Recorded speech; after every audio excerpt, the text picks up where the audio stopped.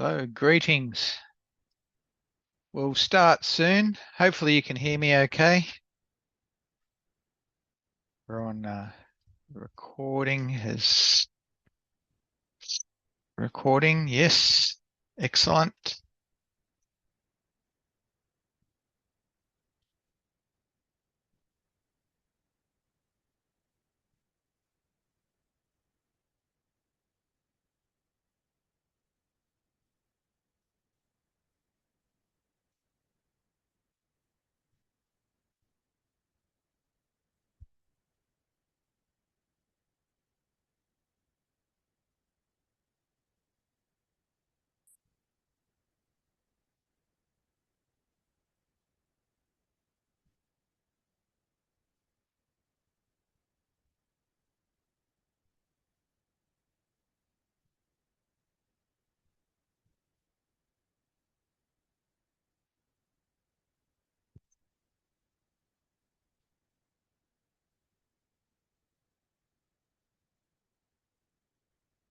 Okay, we've hit 2 o'clock. I'm going to make a start. And I know that there's going to be a number of people who are going to be checking out this recording later. The recording will be to the cloud, so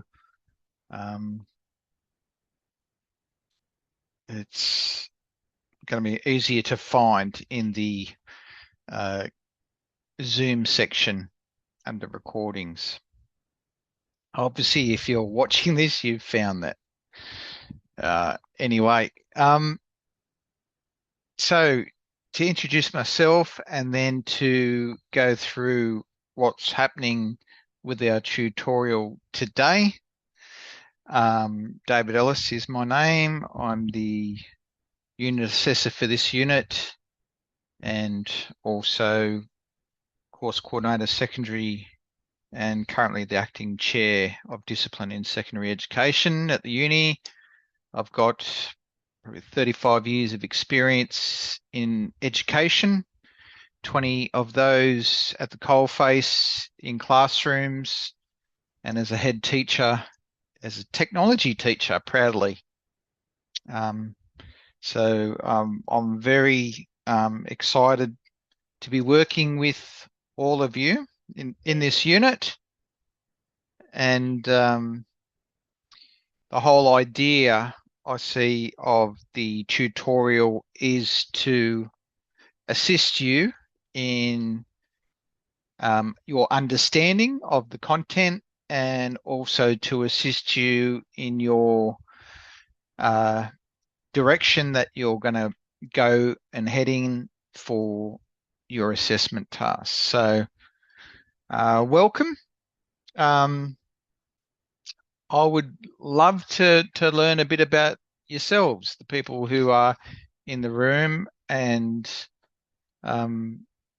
following that, we'll do a little bit of a pulse check on this module and what you've found to be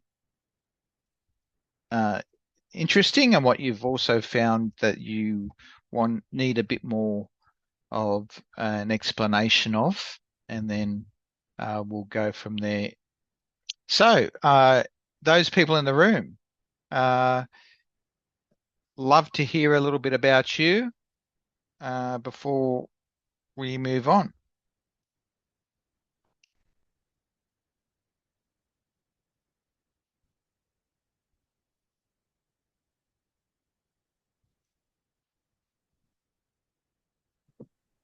I'm not sure if you'll be able to hear me, David. Loud and clear, Danielle. Awesome. So I am actually a primary trained teacher, retraining to become a secondary qualified teacher. Since doing Excellent. my primary school degree, I've actually been teaching in secondary since getting my certificate 2 years ago. Mm-hmm. So this will be my second year in the TAS department. Wow. Well, that's excellent to hear. What, apart from work, obviously, but what's inspired the transition from primary to secondary? Well, I have actually two young children. I have a 13 and a 15-year-old. Hmm. When I started my degree, they were obviously smaller children. Yep. When I did my prac, look, the primary school avenue was excellent, and I could do it by correspondence through Hmm. Curtin. Yep. Um, Little kids just weren't for me. Yep. Yep. Putting it very nicely, but yeah, Yeah.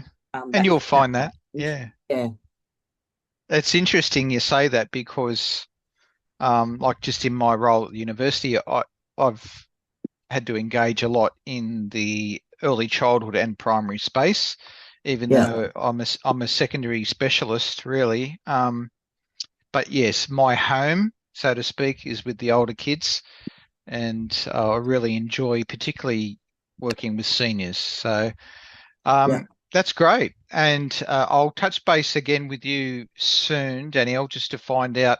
We'll do a bit of a pulse check. yeah. No Um, worries. Thank you. Ciao. You love to hear a little bit about yourself. Oh, hello. Can you hear me? Loud and clear. Okay. My name is Charlie, and I graduated in University of Queensland in IT in 2020. So I think it's already like been 6 years later. And this is my second semester on SCU. So everything is pretty like new to me, and I'm not a teacher yet. Yep. And Charlene, just to what sort of inspired you to move over from IT into education?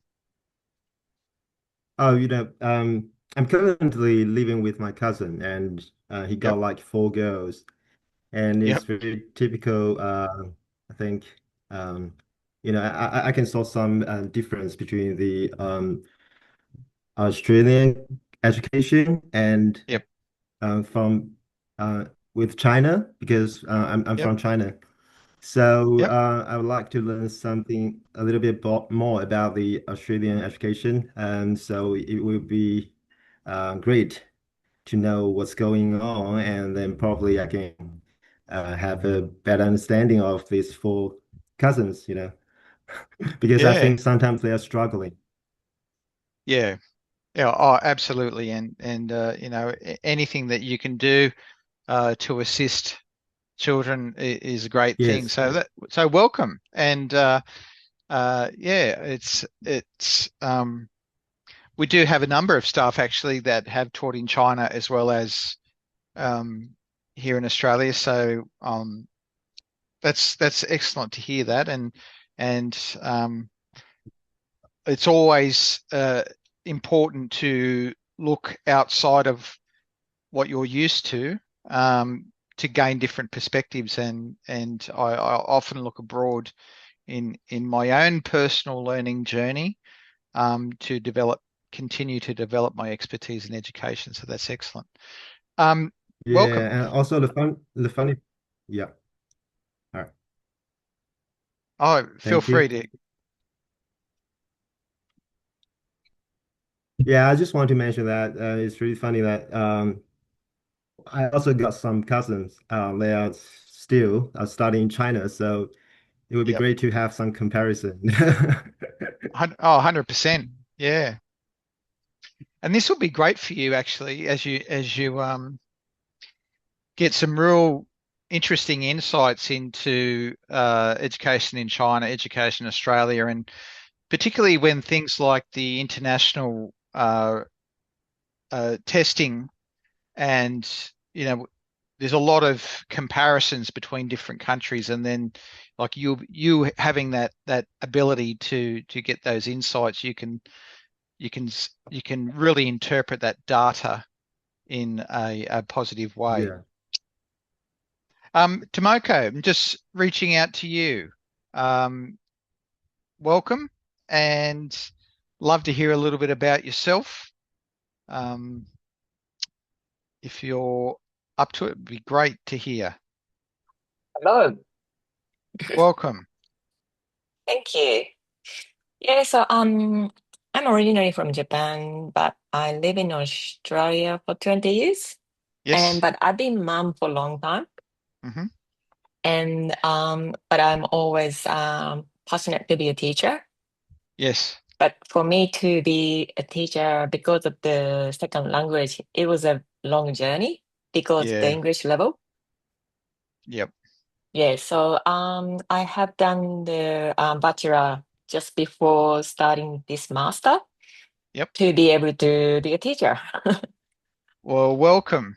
I'm Thank I'm you. very excited to have you and everyone else in this unit, and we're all going to be learning from each other. It's not just a case of me being the holder of all knowledge. That's definitely not the case. It's not how I see my role as an educator of 35 years. I walk this journey with you all. So welcome. And I Thank notice you. that Emma's come on board, and you're welcome as well, Emma.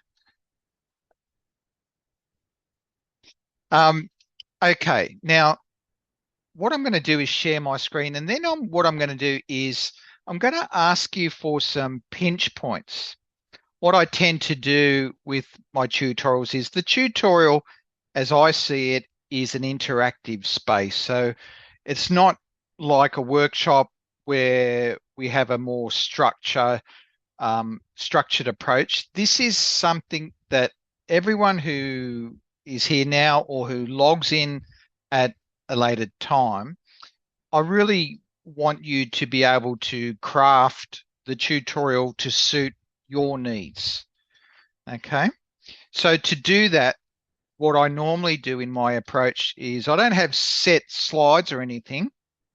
I do revisit some of the ones for the workshop, and then I'm going to be asking you for a pulse check and just to see how you went with the content for this week, and if there's anything that you want me to clarify, we'll do that. And then no doubt you're going to have some questions about the assessment task, and I'm going to then walk with you as we unpack together our understanding of it. Okay. So that's the game plan moving ahead for the tutorials. Feel free to interject and direct us in a way that's going to suit you. Okay. Now, I see that as one of the perks of rocking up to our online um, sessions is that unlike the people who are watching this in a recorded fashion at a later time, if you're here and now, you can help direct us in particular directions that's going to suit you. Okay. So strap yourselves in. We're going to just stop in on the site, and then I'll ask you for some feedback and see what some pain points were. Okay. So I'm just going to share my screen, share, and I'll check in. Am I sharing my screen? Sometimes. Okay. Am I sharing my screen? Can Yeah, someone give me a yeah, I can see it. excellent? Thank you, Danielle. Okay. So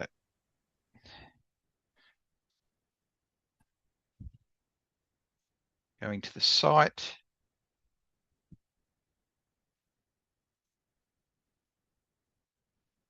So remember that there might be some slight differences between how your site is set out and how mine, and that's just simply because I'm a staff member. So Emma's will be the same. You'll probably notice that there's some differences.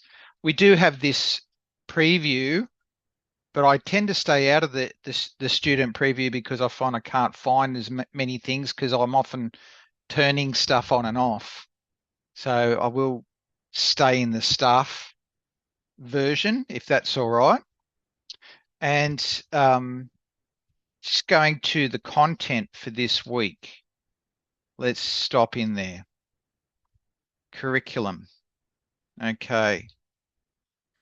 So let's have a look. On this site, on this week's module, is that okay, that size, or should I increase a little bit more? Yeah, you can see it. Okay. So on this module for this week, there's a lot of links to different jurisdictional curriculum. I'll scroll down a bit further. There's a couple of graphics, and then there's some activities. There's this concept around Bloom's taxonomy, which is a theoretical perspective. And there was just a snapshot of a Padlet and how some of the New South Wales courses can be broken down. And same goes for Miro, I should say, another snapshot from Miro.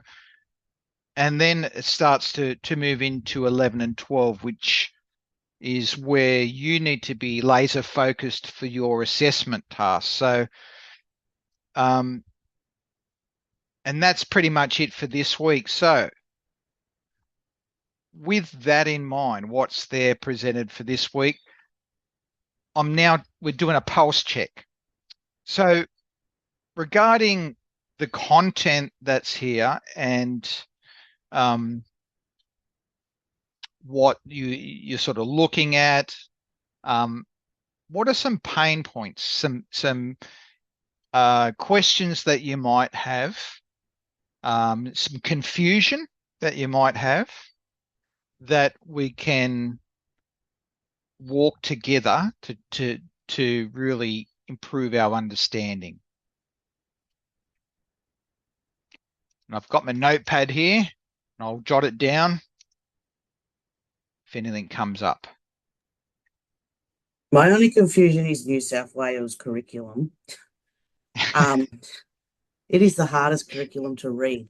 So when I'm looking at year 11, if I'm picking year 11 as a subject, I've got to look at the P one, don't I? Because it's Premier League. It's not the HSC. Is that right? For the outcomes? Okay. Yeah, great question there. And righto, what we're going to do, if you can forgive me, I try not to answer things directly because I try to provide context and no, that's fine. And background, so you can have a deeper understanding in my explanation. So, as far as Australia is concerned, the federal government doesn't own any schools. Yeah. The federal government doesn't employ teachers. The federal government, by law, doesn't have responsibility for education. The responsibility is the states, okay, and that's part of the Educational Act of the country when it was first established, when it was first federated. Okay, so we've got this history of separate jurisdictions who are responsible for curriculum for each state and also for the building of schools and running education in that state, including the employing of teachers. So that's why you'll see it'll be very different across the states, right?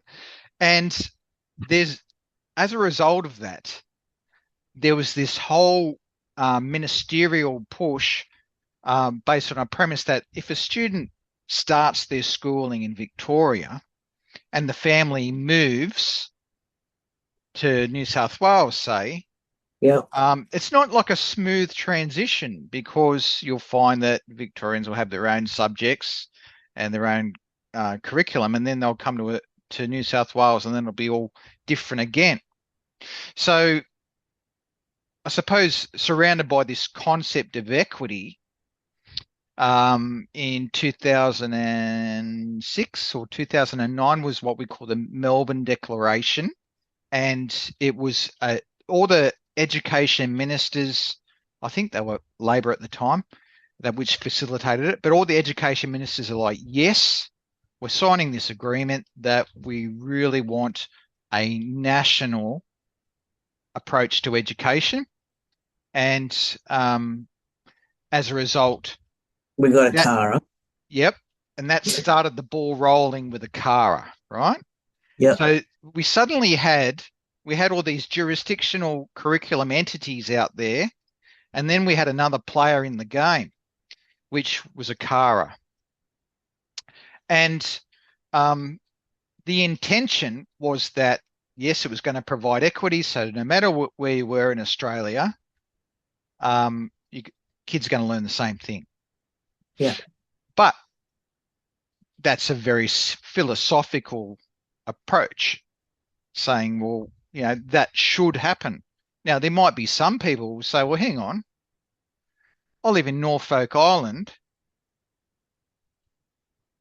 which is part of the New South Wales curriculum. Okay, don't tell anyone, but it is, right? But I live in Norfolk Island, and for me to learn about X, it doesn't really apply to these kids.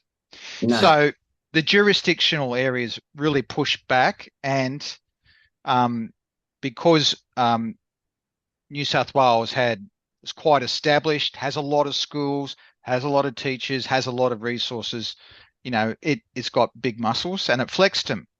And New South Wales is very different from a lot of the other states, simply because they had the muscle at the time. And you will notice that they are very different. So I know I'm going a long way about it, but I needed to provide that context. So I'm just... it makes sense. Yeah. Like a CARA is very easy to read, but New South Wales is so broadly open to what you can actually put in your units of work. Yeah. Look, I find it's just practice, to be honest. Like the more you engage with it, the more you become familiar. Emma might have other insights as well, but I just find that the more you engage with it, the more familiar with it you become, and then you're like, oh, actually, that makes sense. But it's one of those practice scenarios. So, can you see Nessa up on screen here? Yeah. Yep. Okay. So we just go to the curriculum and learning areas. We got the best one. Because we don't want vet, do we? I'd prefer not. I prefer we could go down the vet path, but yeah, okay. Give an explanation, Dave. Okay.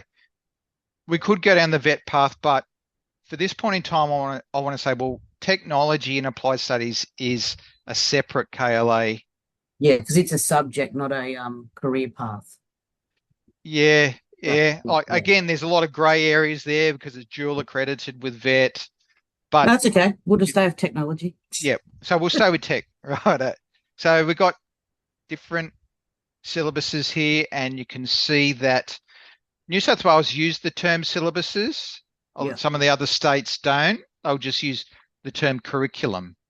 Okay. But prior to this online environment, you used to get hard copies of syllabuses that you'd have on your shelf, and you'd pull them down, and you'd spill coffee all over them, and you'd scribble all through them, and that sort of stuff. But they're all online now. But you can see that NESA have been very busy in renewing their curriculum. Every 5 years, there's a cycle. Yeah, because food tech's coming up. Yeah, so let's have a look. This is food tech 7 to 10. If we scroll down a little bit further, we've got food tech is in, yes, here we go. Gives us a little bit of an idea. So it's 2013, so you can see it's starting to get a bit long in the tooth. Yeah. Okay. But anyway, we're not going to confuse ourselves. For this assignment, you're going to choose that. So I'll click on that. Yeah. And here we are. And then if I downloaded it. Yep, I'll click on the document. And you can see I'll just I'll download it to here. My example.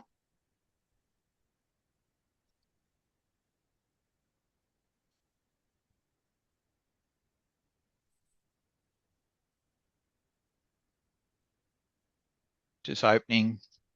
My computer's like, what? You're downloading stuff while you're streaming? Come on. Okay.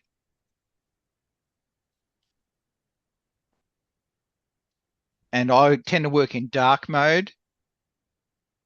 So I will change that view for now. Yeah, right. Doesn't matter. All right. So the assignment, what's it asking for? So say for introduction, it's saying the subject. So your subject's going to be food technology. Yep, food technology, yes. Now, did you want stage 6 or do you want year 11 as the year group? Well, okay, stage 6 is year 11. So stage 6 is the range of year 11 and 12. Yeah, so it won't really matter which one you use. No. So for those people who aren't in New South Wales, you'll tend not to use that term stage 6. You'll tend to use 11 or 12. So one of the joys of Australia, right? We've got all these different jurisdictional approaches, but stage 6, but in this particular syllabus sits 2 subjects. Let me rephrase that. Sits 2 courses. There's the preliminary course, and then there's the HSC course. All right. So let's just choose one. Let me go down to here. Course structure, objectives and outcomes, page 10. Righto. So I'm just scrolling down. So David, for instance, in my course, I could do it on safe handling. Yeah. Yeah. So it's important that you, thank you. I will cherry pick the outcomes, okay, that you want to cover. So let's just say you're doing the preliminary course. Yeah. Right. And you said safe handling. So I'm just going to. Oh, safe storage, sorry. Okay. I'm having a bloke's look here. So is there anything that says safe storage? No, it's under your P2.2, 3.2. Oh, okay. Right. They're all over the place. Okay. Righto. So, yeah, I'd be cherry picking some of this, and then, you have a choice. You could go to the HSC outcomes, preliminary outcomes, but what are we trying to do? How many outcomes are you wanting? Great question. That's like $1 million question, that one. My recommendation, do 1 or 2. Okay. Not too many at all. Okay. So one or two for both hits, or 1 per hit? You've got flexibility there, 1 or 2. Look, if we go to the task, and let me just get the task back up on screen. Whoop, that's not it. I want to get that happening.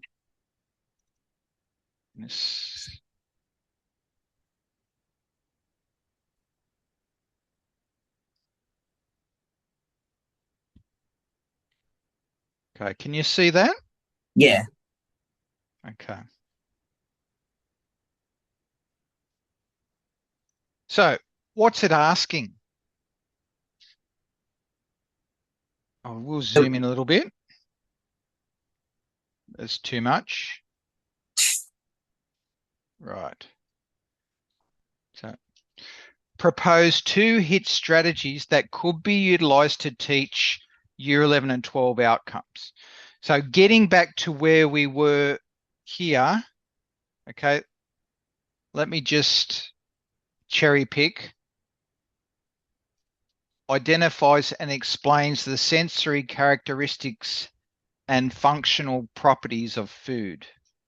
Okay, so I'm cherry picking this particular outcome. So when you're teaching and you're setting up your units of work and when you're setting up your lesson plans, you always have the outcome in mind.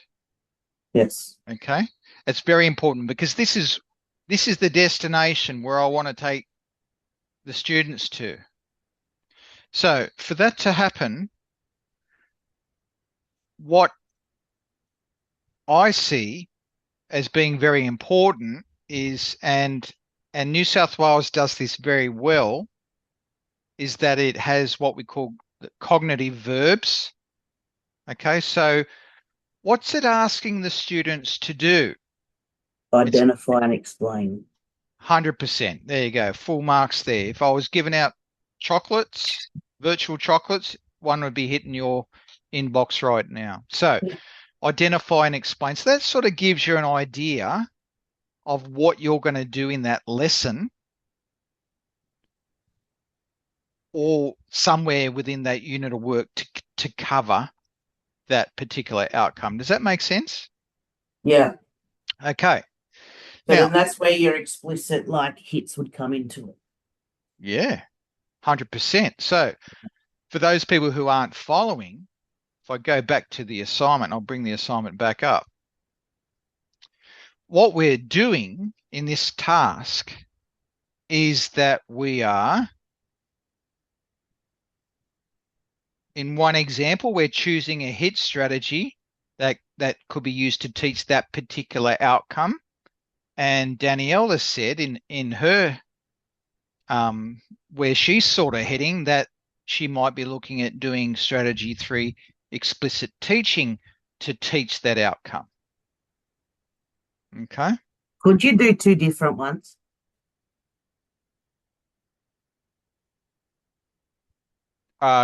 In what context?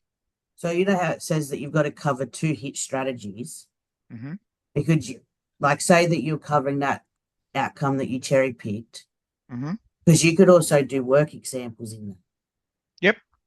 Yep. There's nowhere in the assignment that says it has to be different outcomes. Okay. Okay. But that's why I said, look, maximum 1 or 2 outcomes. You don't want to be,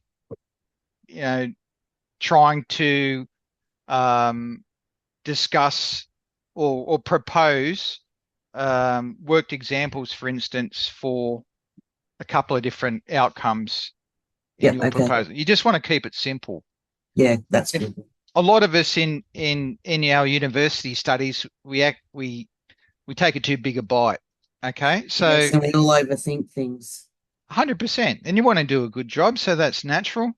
Yeah, there's nothing wrong with that. But my suggestion is to keep it simple. Choose a maximum of 2 outcomes, whether they be from 11 or 12. So in this example, could be this one here. Oh, stop playing around with it. Could be this one here. It could be this one here.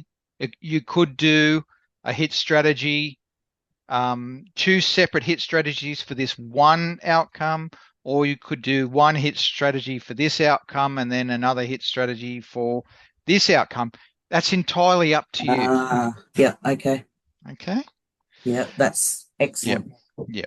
So let's get him back to the assignment, because I think it's important to talk about the structure of the assignment. So if I go down, okay, it says here, this is the suggested structure for the assignment. So you would have these 4 headings, okay? Mm-hmm. One being the introduction. So in this example, you've been talking about food technology, New South Wales, maybe Year 11, the preliminary course, or maybe Year 11 and Year 12. That needs to be elaborated on in this part of your assignment. Yeah. Okay. Now, and will the content be the fact of like safe storage or something like that? Or is it that outcome? Well, there's particular outcome which aligns with the content. Or I should say the other way around. There's particular content which aligns to an outcome. So let's go and find one, for instance. So I'm just going to scroll down further. Okay, here we go. So look, here's actually I'll go try and find something. Here we go. Oh, here's food quality. Yep. Yep. So this is the content. Right. Okay. And there it is. This is what students will learn about. And this is what students will learn too, right? Yeah. So learn about, you can see the cognitive verbs there. So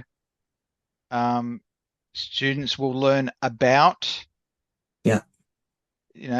safe storage of food, and they'll learn to. So you can see this is where the cognitive verb comes in. They'll learn to describe. They'll learn to select. They'll learn to implement. Okay, so there's different expectations. Is about knowledge. This is about demonstration of evidence. So if I scroll back up, you can see that there's particular outcomes are aligned, or should I keep getting that back to front? There's particular content that targets these outcomes. Yes. Yep. So to get back to your assignment, so in your introduction, you provide that information. So the marker, you want to make it really cut and dry and simple for the marker to be able to read the introduction, go, oh, okay, right, Danielle's looking at food technology, year 11. She's looking at, the food quality content. It might be better students will provide more information such that maybe this is the first unit, the introductory unit to the year 11 course, just to provide a bit more context. Yeah.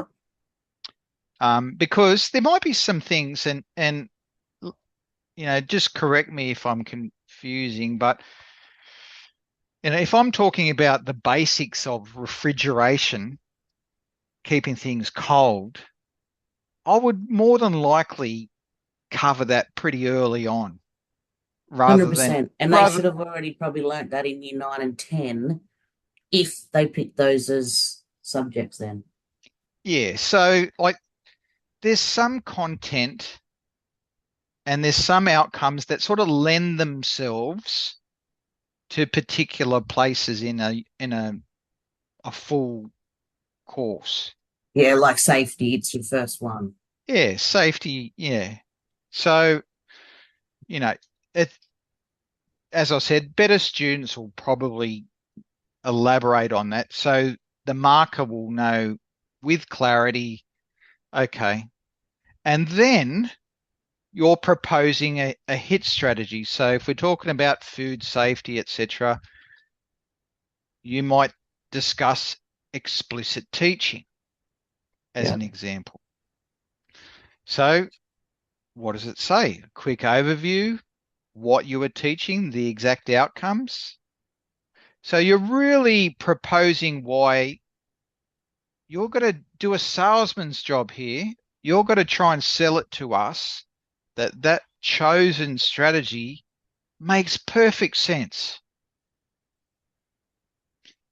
Those people who don't really justify why it's the best strategy, I've just highlighted it there.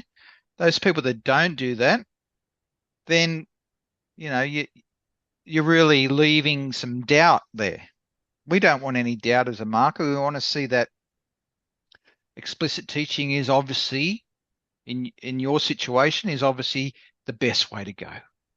So with the explicit, this might be giving out a bit of I don't know, a hint to the other guys. That's all right. It's all good. So with explicit learning, say for example, there's, I don't know, food safety, you do the whole I do, we do, you do. Yep. Which is then justifying why it's a strategy. Yep. Yeah, now, right. Let's turn it up a notch. What you've said sounds great to me, but we want to sort of pimp this up to HD level, right? Yeah. So let's scroll down to the marking rubric.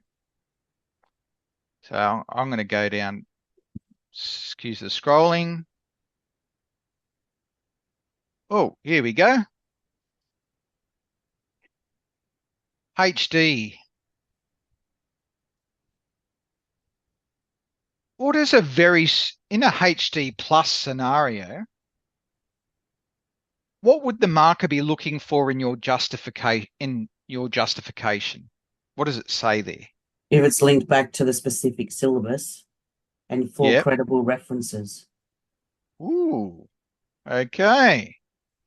So when we're sitting there with the marking team, we're going to be talking about this and talking about, okay, well, what does a HD look like? What does a credit look like? And I can see that, a HD is going to have 4 credible sources, which is justifying, in your example, explicit teaching as the best way to tackle that. Whereas we're looking at another student's work and we're going to give them a credit because they've got only about 2 or 3.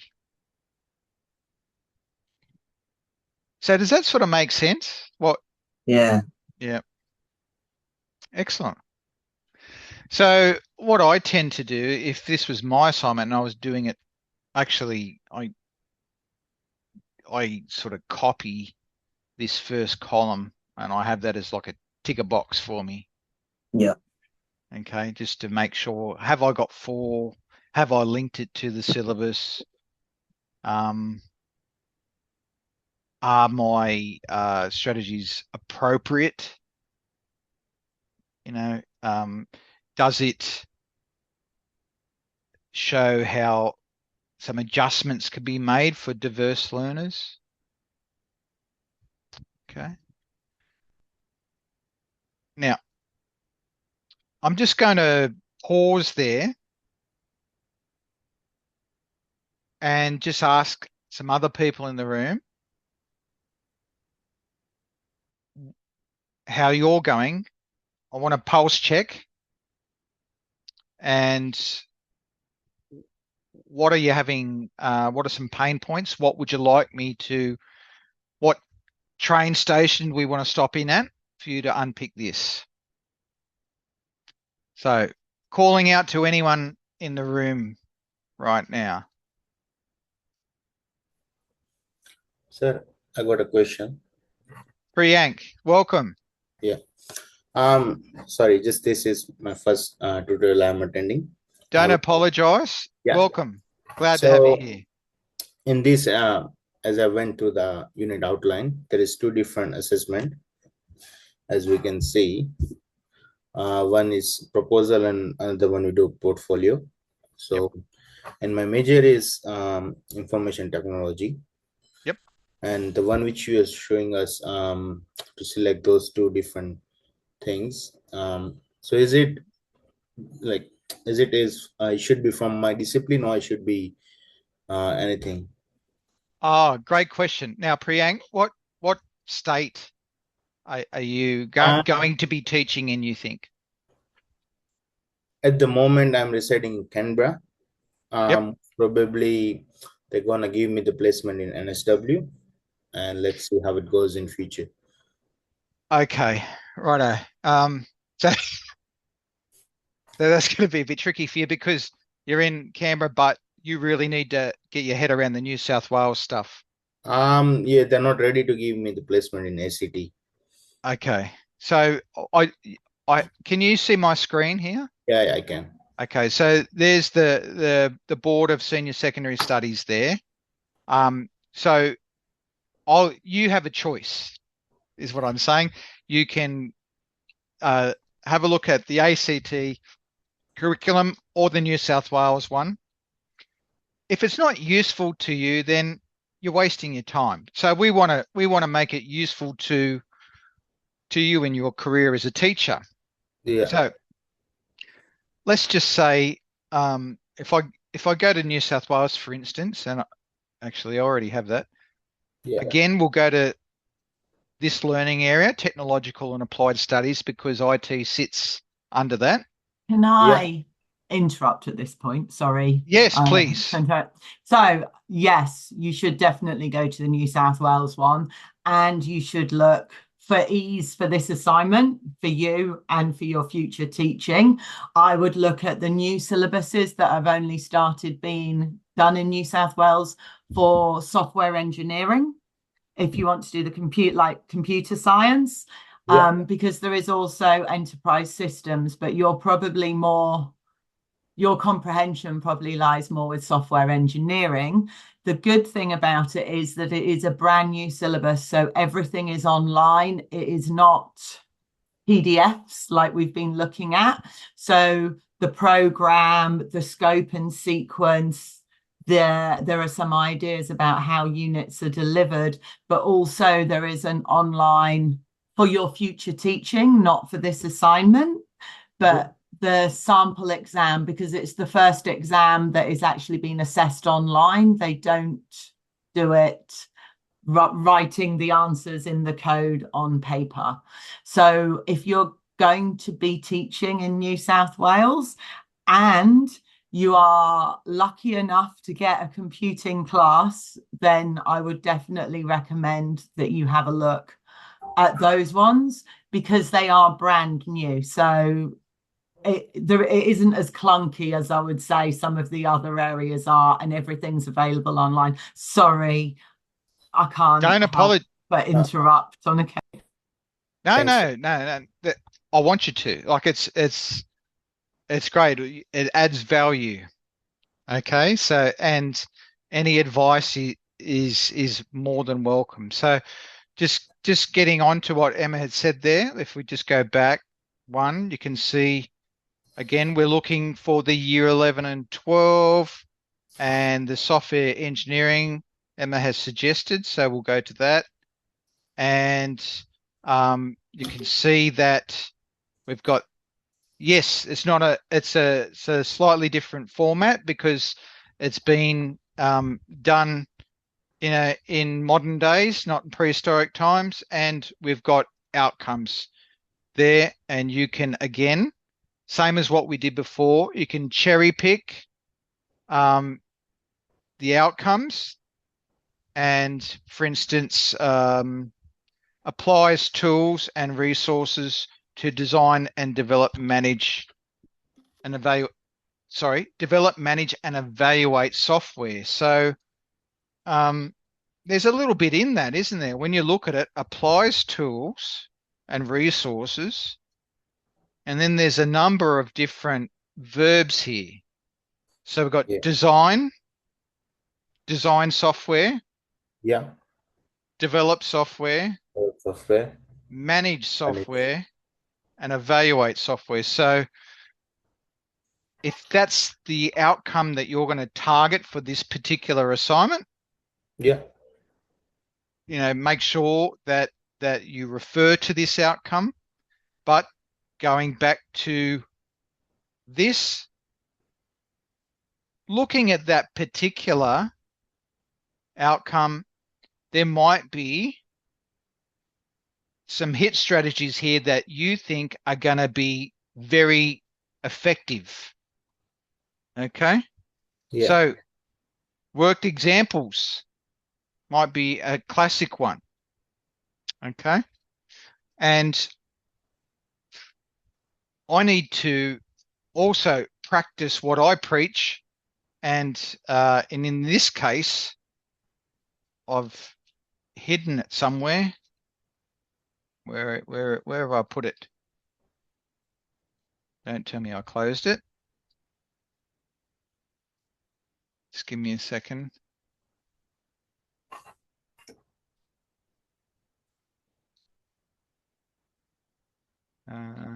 Anyway, I'll have to reopen it. So I'm just going to, I'm going back to in my files here, and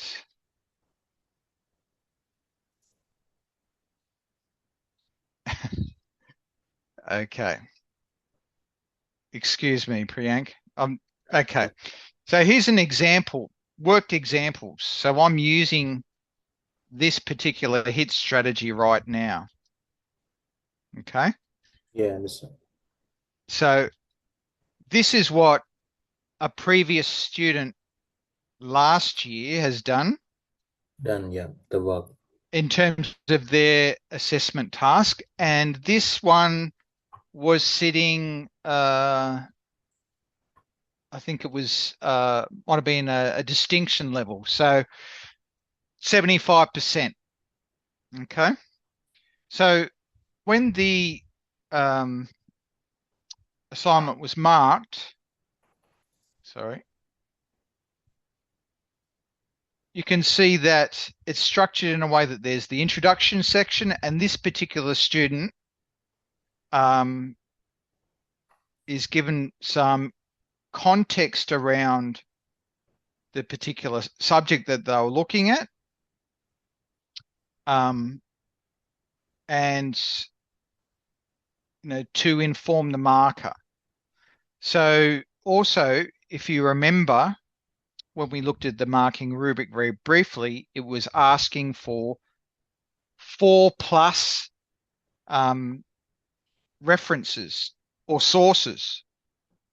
So you can see that this particular student has different sources that they refer to. So they're talking about 2 high impact methods. So that was the introduction. And then they go into strategy number 1, worked examples. Okay. So in your assignment, that's what you would be doing. You'd be going to the software engineering as an example. You would be writing an introduction section, again, to provide clarity for the marker about the context. Is it preliminary? Is it HSC? What it is that you're intending to do with the students. And I would be a really high-performing student would probably be talking about that outcome and some of those verbs. So if the verb's asking the students to design something, you would want to hope that the worked examples would be focusing on design or referring to it. Okay. So worked example as hit strategy 1, they've talked about that. You can see that they have referred to some sources. I'm just scrolling down. It will have work. It should have, yes, hit strategy 2. So it's got introduction 1, 2, and there was one more section, which was the conclusion. Okay. So again, as I was saying to Danielle, you're trying to be the salesman to the markers, saying how those hit strategies you've chosen will be perfect for that particular outcome, and use the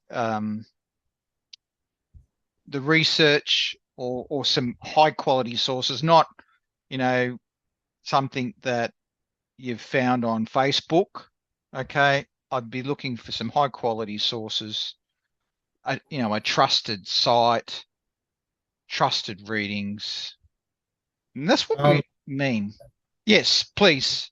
So in those 2 previous units which I have done last year, in that they're saying specifically you have to, I think, use Harvard or APA. So it's like in this one as well, as it doesn't matter, or it should be some specific if I'm doing technology? Great question. APA 7th. Our faculty, is we have APA 7. So just to show you, I bookmark these, okay? But I find if you go to the university's library site, and you go to APA 7th, and there's different examples of, okay, here's a journal article. This is how a journal article should be cited in text, and this is what it would look like in a reference. If we go to a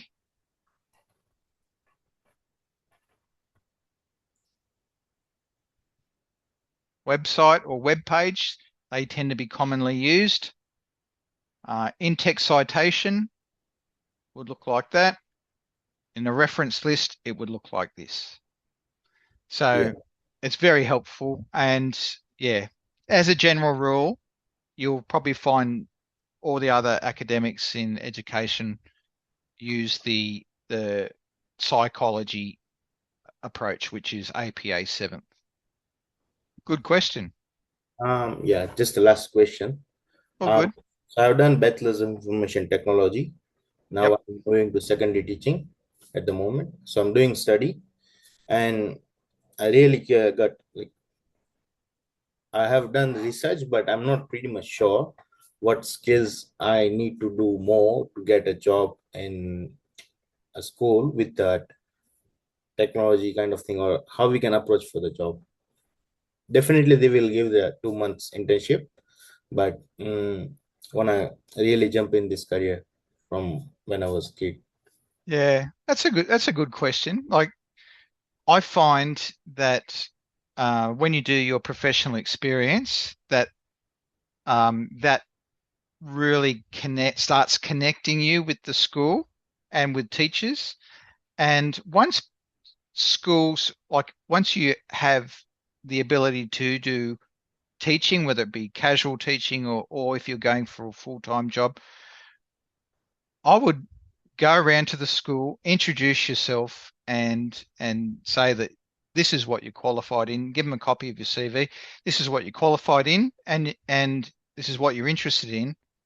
And that will certainly put you in good stead, because like Emma might be able to add to what I'm saying, but principals and schools are very risk adverse. You know, they don't want to employ someone who, you know, could be crazy. So if you go and introduce yourself and they can see what, you know, who you are, what you like, and then they might get you to do some casual teaching, and they see that, okay, Priyank, he seems to be doing a good job. The students seem to like him. The staff seem to like him. Next year someone might be going maternity leave. You know, I find a lot of people tend to fall into different roles. Emma, have you got something you can add to that? I have, because I'm a qualified overseas teacher, and I've never made it into the Australian public school market after 20 years, but it is a lot better now. And because obviously as well, there is a shortage of teachers. I have put in the chat the link to the New South Wales. So I think even as you're training to teach, you need to register for your approval to teach, because in many states now, they will actually hire you, and I've completely forgotten the acronym they use, but you get your approval to teach prior to being fully qualified. And once you have that, often schools will take you on while you're finishing your studies. So and obviously it's completely different, as David said earlier, for each state in Australia. So for you probably want to attempt now to register for both the ACT and New South Wales, and just start that process with them, because you need to get your teacher accreditation, then you need to pay for it. and that gives you your number. And once you have your number, I don't know if you have it already, but once you get your number, then that starts opening up. I just know I don't know so much about Queensland, but it does have a registration process as well, and they are different in each state. So if you look up like teacher approval to teach, I think's the term that they use. So there's a different sign, conditional accreditation. So if you look at those up, they're on the New South Wales government site, it's on the Victorian one, it'll be on the ACT one, and you can start getting that underway. Permission to teach, that is exactly what it is. But a lot of states, I know Victoria does that as well now. Lots of people are on permission to teach. And once you get that, that's when you can really start, when schools can be interested with you. But until you've got that approval, those early stages, that's the harder part. I hope that helps. Yeah, that does make sense. That was perfect. And there was some absolute bits of gold in there, what you said, Emma. So thank you very much. Thank you. Sorry about that. I've got to go now to my next meeting, but lovely to meet you all. Bye. Have a good one. It's there's some great advice there, and she's right. In New South Wales, and this is only something that really came about around COVID time, is that like I must admit, like for years we were sending letters to the government saying, do you know that all these people are going to be retiring soon? All these baby boomers are retiring. Do you know that? And do you know that we haven't got that many people enrolled in teaching and we're going to have a shortage? And they're like, oh yeah, we're all over it. But they dropped the ball. And it's a global shortage. But so what happened is these different jurisdictions now are saying, how can we secure our pipeline? And it's through things like conditional accreditation and permission to teach, where they're grabbing people who are in the universities studying. So usually, if you're out on prac and if you're doing a degree for the undergrads, I think it's after their second prac that they can get a conditional accreditation, or their third. Yeah, 75%. Yes, 75. Yes, or 50% of the masters, apparently. So once you can do that, you can put in an application, and it starts the ball rolling that way, getting yourself registered in the system. But that's through formal governmental schools and the government system, which is massive. Also, Australia's got a very big independent school system. Not all countries around the world have big independent school systems. Australia has a big one because it was actually the Catholics who set up education in the country first. So you got Catholic, you got Anglican. There's a lot of different religious schools which are increasing in number, and then you've got selective schools as well that aren't based on any particular religious affiliation, but they're quite selective in usually from an socioeconomic sense. But yeah, great question, Priyank, and it's one that I'm sure a lot of people in here, whether you're in here now or you're watching this, want to know that information. Danielle's also put something in the chat there too. Okay. I'd love to move on to someone else. Yes, please. Halima. Was it? No, or Tomoko? Oh, That's okay. That's okay. We'll start with Halima and then we'll come to Tomoko. How's that? Hi, David.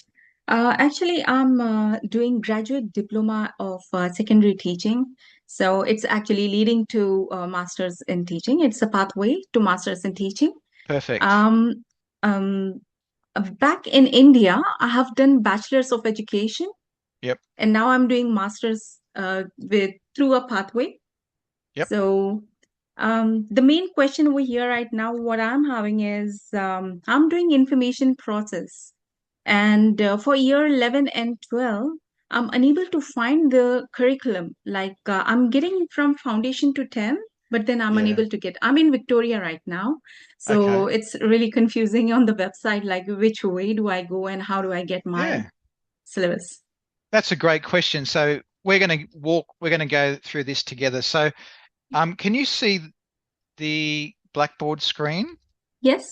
Okay, so I'm going to click on, this is the the curriculum authority for Victoria, VCAA. Yep. Okay, and they're always changing links around, so that's fine. We want to go to, we'll go to there. Okay, and we'll find VC curriculum. So here we go. And thank you very much for giving us this question, because we wouldn't have this issue if you didn't speak up. So what do we know about the Australian curriculum? It only goes from F to 10. Yeah. So that provides us with a unique situation, because this assignment's about year 11 and 12. Yes. So that's where the Australian curriculum, we put that aside and we go to the jurisdictional. So in this case, it's the VCE. So I've just clicked on that. And now I'm going to find VCE study designs. And it's crazy, isn't it? All the different terminology. So they're not calling it a syllabus, or they just call it study design. So we're looking for design and technology. Yeah, we get design and technologies and systems engineering. Okay. Yeah. Okay, so that would probably be more aligned with. Did you say IT? Yeah, ICT. Yeah. Information process. Yeah. Yep. Yep. So you could go to systems engineering, or there is a VET program here. You could go information communications technology if you wanted to go that way as well. Oh, okay. But it really depends, because Danielle had a question about, should I do VET or should I do the academic stream? And I suggested to Danielle, stick to the academic stream. But because in this case, you could go down this way if you wanted, but the VET, I think, is you'd be better off sticking to educational outcomes in an academic. So I'd be recommending systems engineering. Yeah. Okay. Yeah, unless you find something else that you think is going to be more useful to you, but I think that's the good one to do. Yeah. And then we'll click on this, and it might open up on a different screen. Oh, okay. I'll leave that one there, save that. And now open it.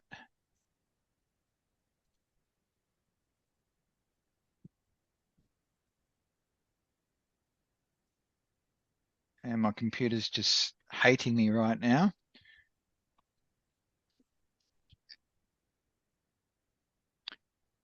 And so there's a lot here. And again, like, I work in dark mode, so yeah, that's fine. Yeah, that's fine. Okay. Yeah. I actually find it quite good in terms of. It is. It does not strain the eyes, because we are continuously working on the system. 100%. Yeah. So in terms of what it is that you have to teach, once you read through how it's structured, you can see that in Victoria, they have 4 units, and that's very similar to Queensland. So if there's any, like Tomoko, I know you're asking about Queensland. So Queensland senior curriculum will also have 4 units. So you can, again, just cherry pick what you think is going to be good for you. So is there any here, Halima, that are sort of speaking to you right now? It's systems Production? design, you can say ethical system design, because it's more of a software Oh, engineering. So that's the thing. yep. It's like there would be some languages in it, Python Unit and so on. Yeah. Unit 2? Possibly Unit 3. Okay, we'll go to Unit 3. So Yeah. there we go. And if I scroll that, here's the outcome. Okay. Okay. Students should be able to. So this is the outcome. And in your introduction, you would be talking about it's Unit 3, Ethical Systems Design, Outcome 1, where students should be able to, and so on. So take note of these verbs. Yes. Investigate, analyze, and apply, because there might be some cognitive verbs that might guide you towards a particular hit strategy that's going to work. Okay. Yeah. So is that helpful with you? It's really helpful. It has totally raised all the confusion that I was having. Oh, Yeah. good. And Good. with regards to my job, since Yep. I'm doing graduate diploma in secondary teaching, Yep. I don't know what the rule is like. How do I get into this job, into teaching job? Because Yeah. I have done my master's in information systems, and Yep. I'm a business analyst. So Yep. business and system analyst. So the main Wow. thing is then, so I just want to know, like, how do I get into teaching area? Yeah, that's a good question, and very similar to Priyank's. It's we find Yeah. that there's a couple of ways that you tend to get in. One is that people notice you when you're doing your professional experience placements. Yeah. Other ways is that you can, again, register through the relevant authority, so Victorian in your case. Yeah. AITSL. Yeah, so VIT. Okay, VIT. Yep. And then once you have completed X amount of, I think it's like 50% in your case of your course, you can then apply for permission to teach. And actually, let me just Google that while we're here. Yeah, because I'm doing graduate diploma in secondary teaching. It's not exactly master's in teaching, but it's a pathway to teaching, master's in teaching. Yeah. Permission to teach Victoria.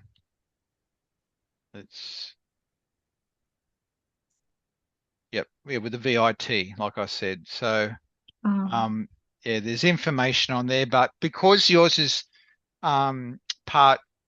it's nested within the Masters of Teaching, this is what you would do. You would go through here. Okay, that's cool. Thank you so much, David. Pleasure, and lovely to meet you. Same here. Bye. Tomoko, you're up. Thank you. So I'm in Queensland. Okay. Yep. And I went to the website, QCAA. Yep. And under technologies, there's so many different things. And my bachelor is UX UI. So do I have to follow my bachelor degree that area? or No. I can choose from here? Well, that's a great question, but we want to make it useful to you. Yes, So, I understand. So yeah. my point is that previously what I asked the same question, that if I can actually take different technology to teach, instead of, for example, instead of teaching the design website or such, if I can do food and nutrition, for example, because that's I'm interested, but it's under same technologies. And then that time the lecturer said it's possible, depending on the school. Yeah. Okay.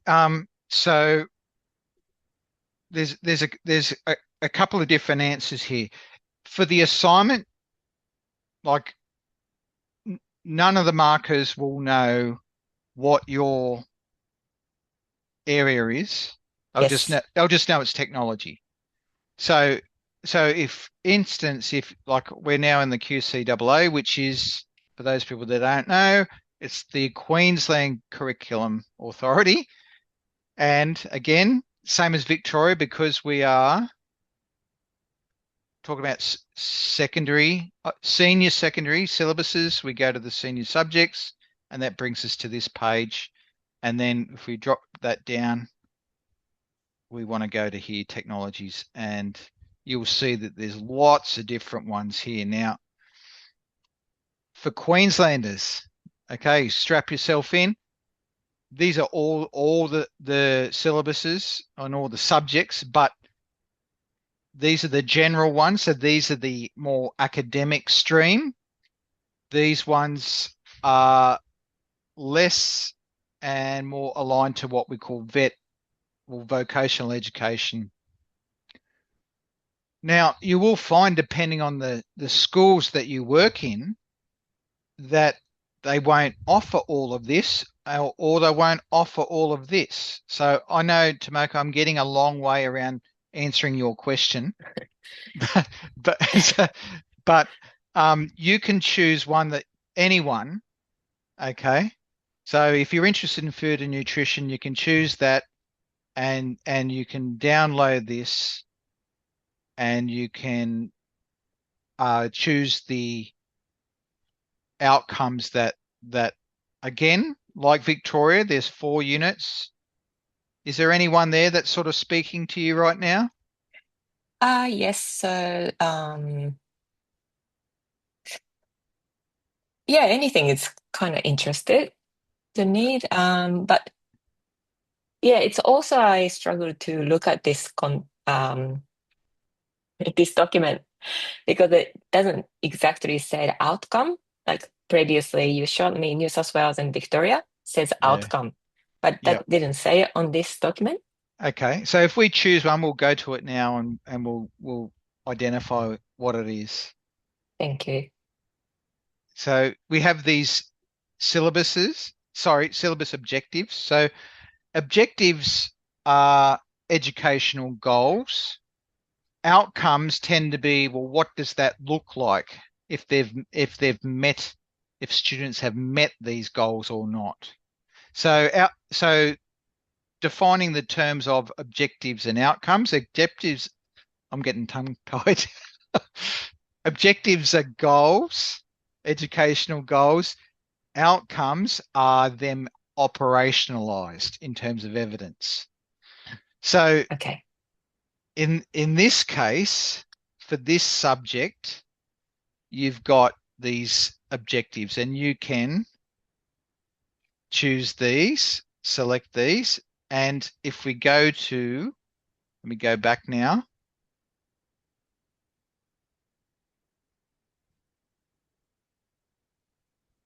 I can't believe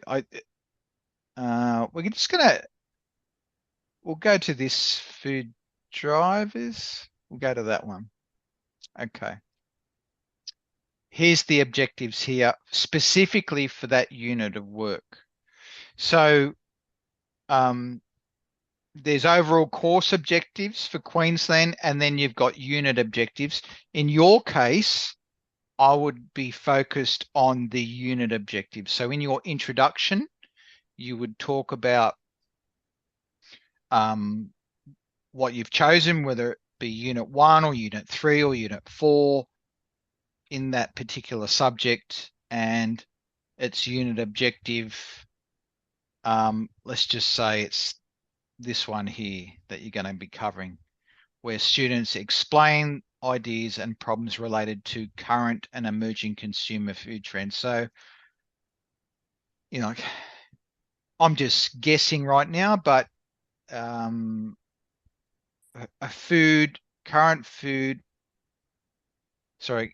related to current and emerging consumer food markets. So ideas, there might be some ideas about reducing food mileage, for instance. There might be some, it'll give some indications here about what they mean by that. There might be some problems associated with consumer markets. Everything's being high protein these days. So we've gone away from, used to be fats was a focus on high fat, low fat. Everything was low fat. And then it was sugar, no sugar.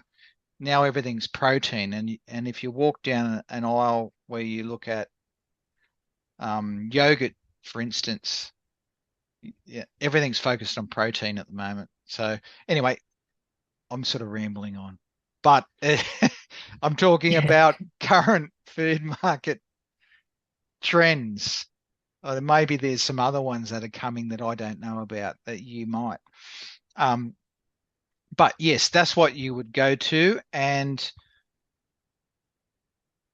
what hit strategies might be useful to that. Yes. Then you would talk about, oh, that's not that one. Where's the assessment task document? What did I do with that? Did I shut that one down? I'll get that back up.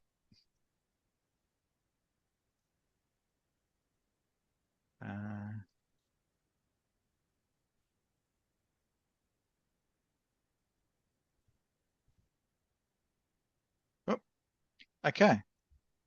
So there might be some particular strategies here that you think might be very useful to cover that specific outcome on explaining ideas and problems related to current and emerging consumer food markets. So in your approach to the assignment, you're really trying to justify, let's just say, questioning. Strategy 7, questioning, is the best way to go. Then your justification really focus on how questioning is the best way for students to be able to really understand their position on any ideas or their own personal position on emerging consumer food markets or trends. That's how I would look at yours. Getting back to the HIT strategies themselves, the assignment document does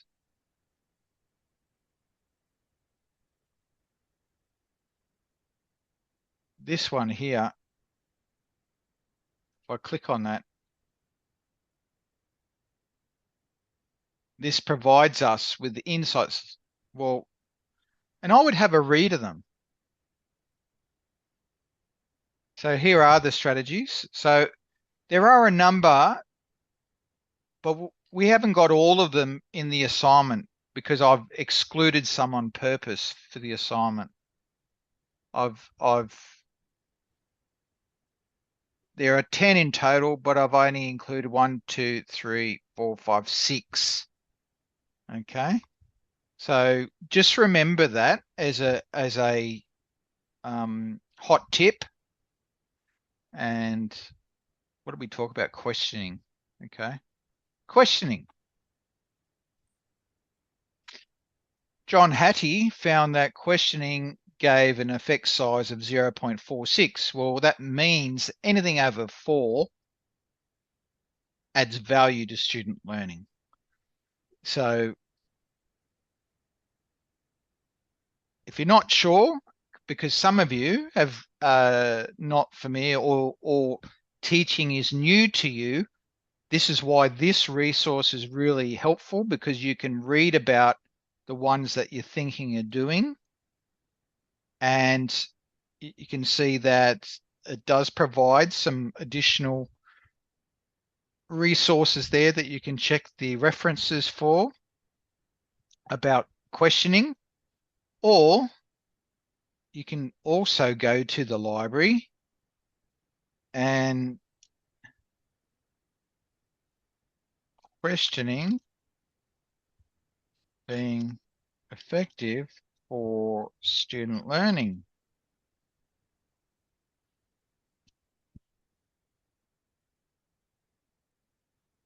So this gets into the databases that the university pays like millions of dollars every year to get access to all these. And these are what we call a lot of research articles or the literature. Some of us refer to it as the literature. And I'd be looking for something that I don't want anything in 1961. Let's go a little bit 2010. Available online, articles. So far we have 1,453 hits. Let's apply the filter. Narrowed it down to 950. So, okay, there might be something here about which strategies for which age. So what age are we sort of looking at here for year 11 and 12? Does anyone know? Between 16 and a half, 17, going on 18. 100%. Yep. From 16 to 18. So there might be something that might be useful for. Or using mind maps to make student questioning effective. Or primary education. Well, no, that's not appropriate for the students we're looking at. Improving questioning, answering strategies in learning from multiple complementary contexts. No. How to guide effective student questioning. A review of teacher guidance in primary education. Again, primary education. No. So you're just sort of looking, there might be a couple that are useful to you, and when you find something, I tend to pin it and then come back to it. But that might be useful to you in your approach. Okay. Does that help, Tomoko? Does that Yes, it did a lot. Thank you. okay. Yes, so for employment perspective, do you think it's realistic that if I study food and nutrition instead through this master course, and that might be optional for me to be employed in that way? That's a good question. And like Queensland's a very big place, and now we have, if I let me just get out of this particular syllabus and go to,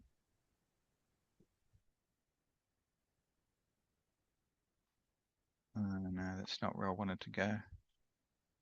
Oh no. Senior subjects.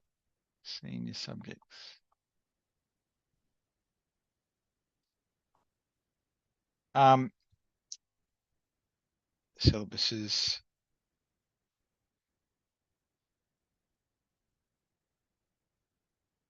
There, if focus on tech. Here we are. So to answer your question, I think it really depends on being strategic and thinking about, well, where is it that you'd like to work? What sort of opportunities are there? Some schools, particularly those that are high performing schools, will tend to stay away from these applied syllabuses, and they'll stick more to the general syllabuses. So if you're looking for work, then yes, food and nutrition is an academic, more of an academic subject, and the high performing schools will more than likely offer that one, whereas they might not offer fashion. And like, we had a student who was a textiles designer, and she really wanted to teach fashion, but where she lived was a very small community, and they didn't offer fashion at her school. So she was like, she was a bit uncertain about what she wanted to teach, because she didn't want to teach food and nutrition. So Okay.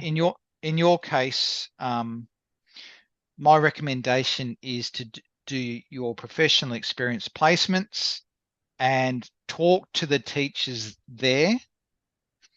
I think they would have a much better insight into being strategic for you. If there's any schools around your place, I'd be having a chat with them about that. I think that's a smart way to go, rather than because the university, like, we will quite happily graduate you with an IT or design and tech or food, but you need to you I suppose need to just see what do you think is going to be getting you employed at the end of the day. Yep. Okay, thank you. It's okay. Righto. So we've just gone through a number of questions that people have. Hopefully, you will find that your understanding of being able to navigate through jurisdictional sites is better, and I recommend, because this is being recorded, that like, we've just done Victoria, New South Wales, and Queensland, so that's like the majority of students. But I know Priyank was in the ACT, but he was looking at New South Wales. Yeah, and what I'll do with the worked example, I will put that up on the site for us, again, for me to walk the talk. So if I go to assessment task 1 and file,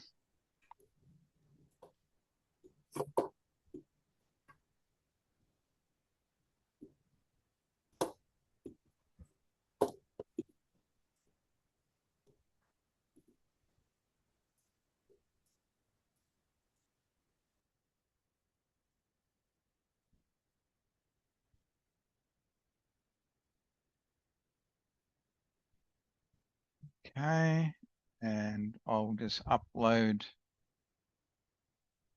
that.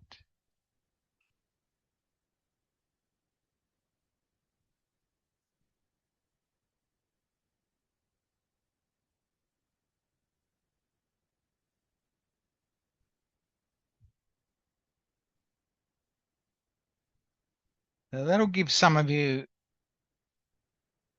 there we have it, a student's assignment from last year, and that's in the assignment 1 section, which will be very helpful. Have a look at it, just in terms of the structure. Like, the content isn't going to be that useful to you. But the structure is there. Also, let's have a look at that.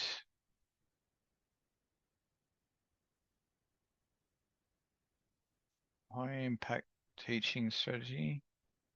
If you Google that, you can see I just Googled it, and there's a number of different things. Danielle put in there that the first link didn't work because they're trying to get rid of that resource, but it's really good because it's built on research.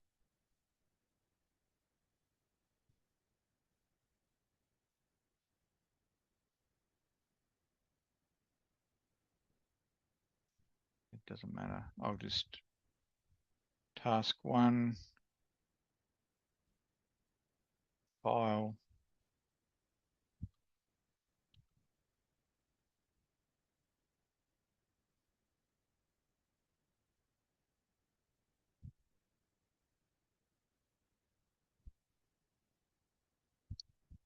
And hit strategies.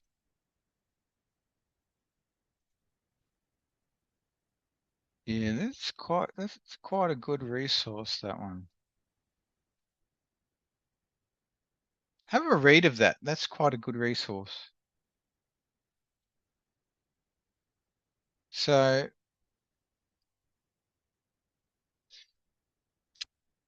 getting back to our conversation with Priyanka, it was casual relief work. I was actually employed by the Victorian government last year to advise in they wanted to create a whole heap of lesson plans to reduce the workload of teachers, and they wanted a whole bank of lesson plans for casuals. So this was a very interesting resource, but what I've found is that some of these, remember, we're only doing there's only 6 options available to 6. Try to put my fingers in front of the camera. There we go. There's 6 options to choose from for the assignment. So there's a lot of examples here, which I think you will find very useful to you. Just have a read, digest it. I think once you've sorted out your outcomes that you're going to target, and had a look at the content that they want you to cover for that particular, your chosen subject, then you can then start thinking about what hit strategies you want to use that's going to be useful to you. Okay. Excellent.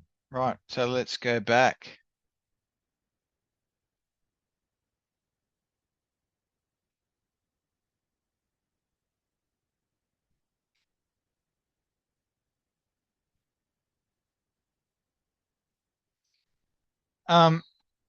Let's look at these particular images. I wanted to just stop very quickly in it here because I see a lot of what we are required to teach as teachers is like a hamburger, being that it's multi-layered. What we teach is multi-layered. So what I mean by that, if I was to type in Australian curriculum 3D and go to images,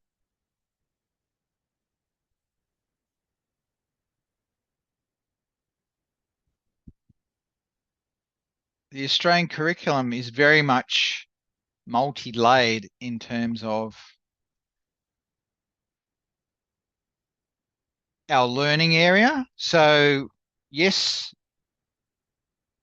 remember this is only just for F to 10, but our learning area of technologies, we're all technologies people here.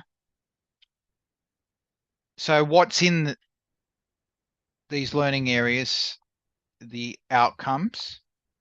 But also there's these other elements that as teachers, they're multi-layered. They stack on top. So if I'm teaching something about design and technology, a priority that the government wants us to do is to look at Aboriginal and Torres Strait Islander histories and cultures. So I might be thinking, okay, well, yes, I'm going to be teaching about design and technology, but maybe there's something that I can embed in there about Indigenous Australian culture. Or I could look at Australia and its engagement with Asia. So Australia, where it is on the map, is very close and it is a part of Asia. So it's important. The government has these priorities, right? Priorities. The word being that it's a priority that our students learn about sustainability. Why? Well, from a climate change perspective, it's important that Australians learn about Asia and how to engage with Asia because of where we are on the map.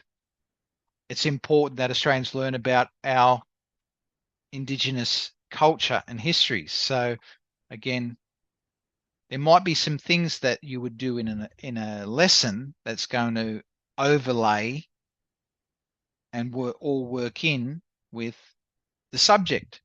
And then we've also got some other general capabilities. So the government wants us to develop these capabilities that are not specific to any particular discipline.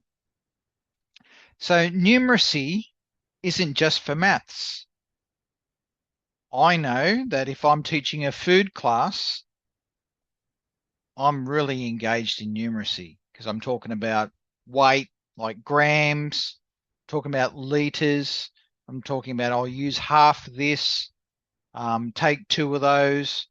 So not only is it just numbers, but trying to comprehend what does numbers mean? What does half a teaspoon mean? Well, that's literacy, the comprehension, the understanding and the meaning behind those particular numbers. Creative and critical thinking. In our area of technology, we do a lot of that. We explore ideas and we make decisions based on information. So a lot of critical and creative thinking. So you will find that in the teaching that we have this multi-layered approach that we need to consider. So getting back to this, we have this cross-curricular content and we have a continuum of learning, meaning that we have kids who enroll in school. We're focused on secondary, so in year 7, and they graduate in year 12. So the way the curriculum is designed is that as students finish year 8 technology, they have a foundation that's going to help them when they choose year 9 classes and go into year 9. When they finish year 10, then they have a foundation that's going to help them in their 11 and 12. So that's what these particular images are from. Okay. Now, we're coming towards the end of today, but just some final things. Today we've talked about what we call cognitive verbs. And in every subject, these verbs are the doing words. Okay? So if we're looking at, let's get back to food and nutrition.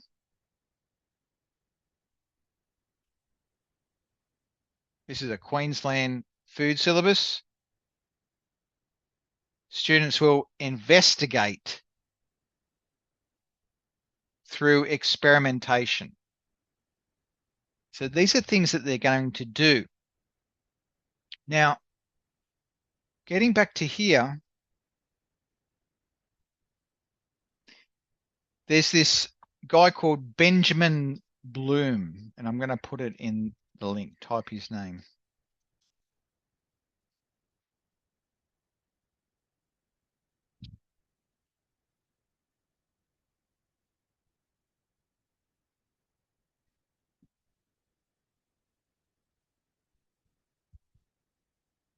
Okay.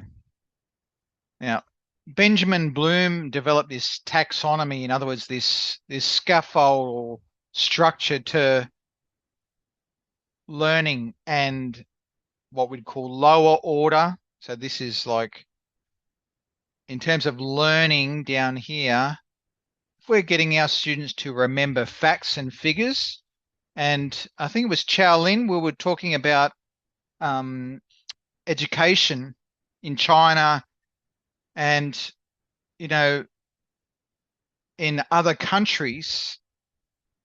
This is interesting in your investigation, Chow Lin, like when you start having chats with people about education. Well, what are we actually getting our students to do in education? Are we getting them to remember facts?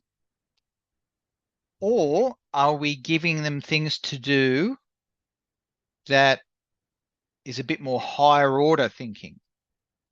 So Benjamin Bloom come up with this taxonomy, but then it was revised. So I'm just writing down revised, whoop, in the chat, revised Bloom's taxonomy. My typing is terrible. Okay. So it's interesting to see that according to the research, what they're saying is that these activities, these verbs of analyzing, evaluating, and creating brings about higher order thinking. So if a student can remember that in making an omelette that there's eggs in it, or if a student can create an omelette, what is the most superior form of learning, do you think?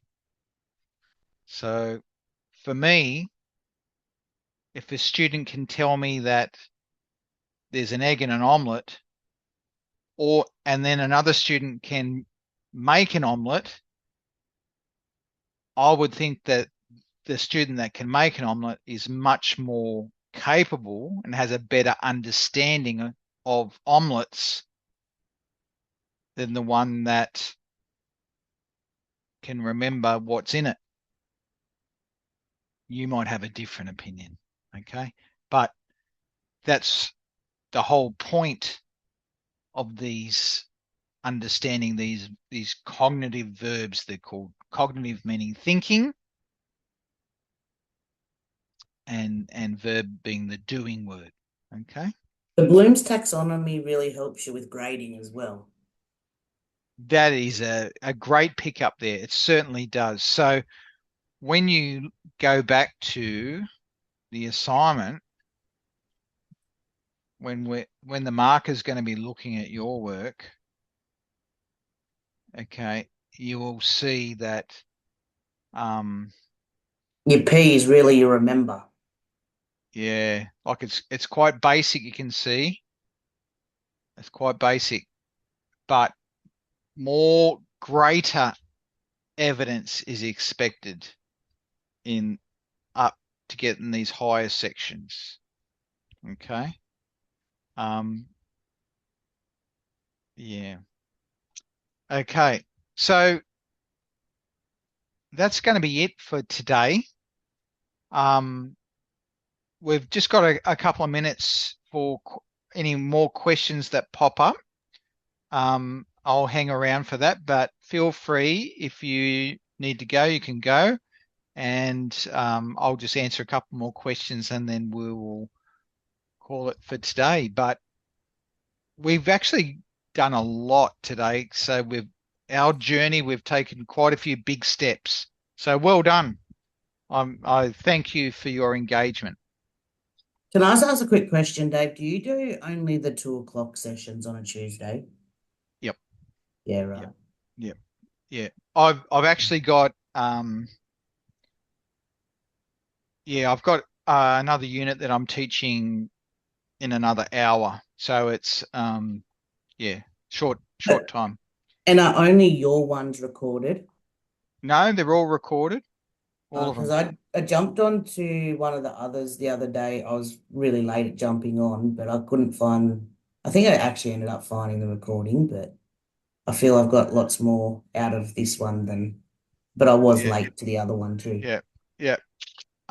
So where you find them is if you go to the Zoom meeting. Yeah.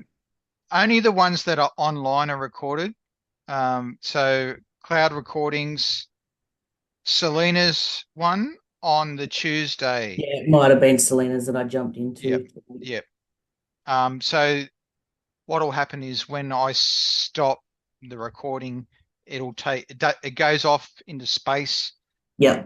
Does some magic, and then eventually it will appear up on here. But we had a few problems with Zoom earlier this week. I know that for a fact. But that'll get. I think that's been sorted. Oh, well, hopefully once I get my timetable, I might know if I can jump onto yours as well. So. Yeah. The whole idea is, you make it work for you. I just say to those people who have signed up to do it face to face at the Gold Coast that they attend that, because I think there was a small group that had signed up to the Gold Coast, and obviously we've got people there ready to go. So that's right. Yeah. But anyway, any other questions before we go for today? Hi, David. Just a quick question regarding the assignment sources. I know you're requesting 4 sources according to the rubrics. So is it 4 sources per outcome or 4 sources all throughout the assignment? Because I'm pretty sure I'll be having more sources than 4. Oh yeah. And I think I put down 4+. So if we let's go to the rubric. Mm-hmm. And of the strategies, a very strong justification. Yeah, 4+. So 4+. Per outcome or all throughout the assessment? Per strategy. Per strategy. Oh yeah. Okay. Yeah. Good question. Thank you. Any other questions?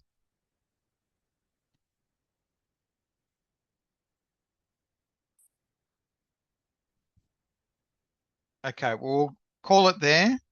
I've really enjoyed getting to know you, and I look forward to spending time with you over the coming weeks. And as I said, we've made huge amount of progress today. So I know today was very focused on the assignment, but subsequent weeks it'll be more tailored to where you are in your learning journey. Okay. I'm going to stop sharing. Thank you, and lovely to meet you. I look forward to spending more time. Okay, now I'm going to stop recording. Stop recording. Yes, I'm sure I want to stop